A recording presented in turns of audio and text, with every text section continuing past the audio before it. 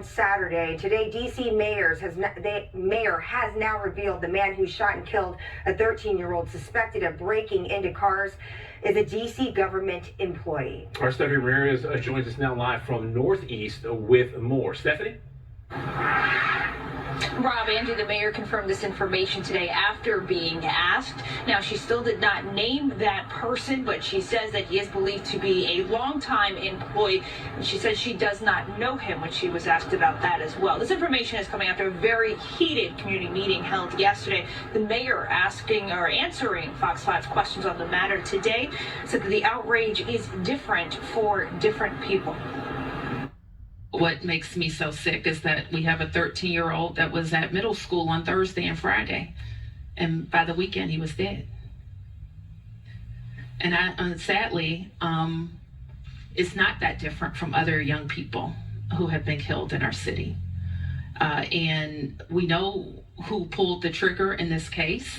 We don't always know who pulled the trigger, and in many of the cases where a young person dies, it's another young person that did the shooting. So what's the same is that we have a young person that should be alive.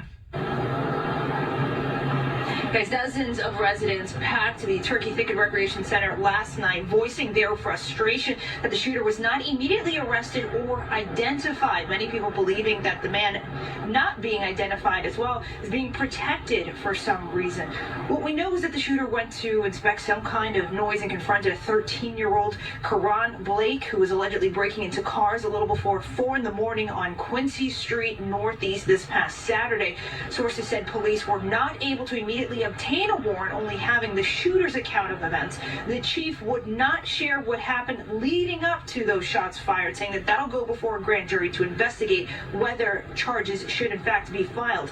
I do know as recently as today, police were looking into surveillance video. One in particular, I'm told, shows a vehicle pulling up and 2 people getting out, but does not show the actual shooting. Police did find a stolen vehicle left behind after the shooting. A police report saying that that vehicle was believed to have been taken from another area of Northeast D.C. sometime the night before or earlier that morning.